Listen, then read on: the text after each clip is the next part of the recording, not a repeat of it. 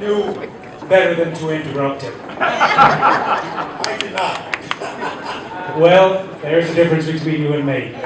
My name is Paul Gallay. I'm the Executive Director of Riverkeeper.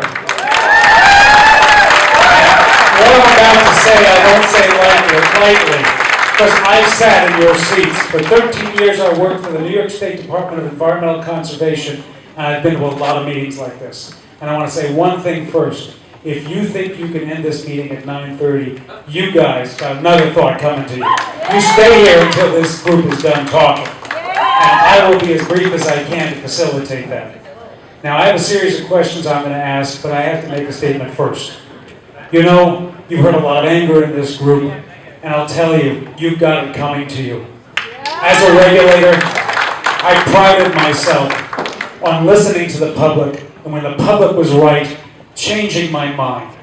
And when the public is right, and you all say platitudes like you are saying, and when you all say we do what we need to do to keep you safe, and when I say some of the things that I'm about to say, and at the end of it, if you think you can go back and think well of yourselves as regulators, and have a degree of self-respect that you ought to have as regulators, and continue to do the same old, I gotta tell you, you either are deluded, or you are just waiting for your next job with the next company that has a desire to hire somebody who wants to facilitate what we all know in this room should not be facilitated.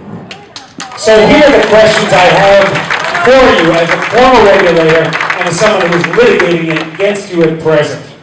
Now, John, you said you don't know how many exemptions there are at this plant. There are a lot of them, maybe as many as 100. You can't tell us how many. Maybe you could come back another time and tell us how many and bring us that list. And you say it's acceptable that we have all those exemptions from fire safety rules. When did it become acceptable, John? Your chairman, Gregory Yachko, said 3 years ago that it is completely unacceptable that there aren't 2 plants in this country who operate their fire safety regulations the way they were written. Completely unacceptable. So question number 1, and please write this down. When did it become acceptable to issue all those exemptions? To let them have insulation on cables that you couldn't get your house permitted with right now. 24 minutes of fire risk on those cables is ludicrous. Question number 2. According to the NRC, Americans living within 50 miles of the Fukushima plants needed to get the hell out of there. And then the NRC said, well, that was an abundance of caution.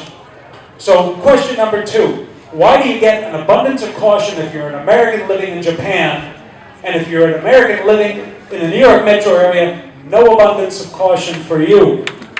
Question number 3, the latest answer, because they keep shifting, the latest answer is we don't need a 50-mile evacuation zone because when we said evacuate from 50 miles, it was based on incomplete information.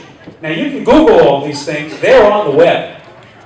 Yachko's saying it's completely unacceptable.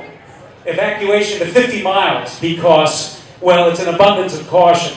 And you know how much nuclear material there is on the ground in Fukushima outside the 10-mile zone? You go to those places without radioactive protective garments and tell us it's an abundance of caution. What nonsense. And the third question is, so, you say that it was based on incomplete information. Well, what about the fact that the more we know about that accident, the more we know that the meltdown took place almost immediately, and the more we realize that the 50-mile evacuation zone was not only necessary, it was imperative, and people were probably still not kept safe because the meltdown happened so quickly. Here's another question for you, and these are all questions, and you've got to give me a chance to ask them. Yeah, I understand. We've talked about fire safety, we've talked about evacuation, and how about this one about earthquake? You know, apparently you told Governor Cuomo's people when he went down, sent people down, Lieutenant Governor, Director of Operations, and said, you've got to take a look at the seismic issue. This is your documentation, and your documentation says that it's the most at-risk reactor. And you'll come up with all reasons why you think it's not, but it is your documentation with the greatest risk factor on a piece of paper that you guys published. And then you said, we'll make this the highest priority. So what does it mean when on day one you say it'll be your highest priority, and then a spokeswoman for the NRC says 2 days later, I know what Cuomo says, we're not going to start our review of seismic issues until 2012 because we don't think this is a matter of serious concern. So how come you lied to the governor and told him you took this seriously when your spokeswoman said it's not a matter of serious concern? I can understand why energy does what it does. I can understand they're in it to make the money.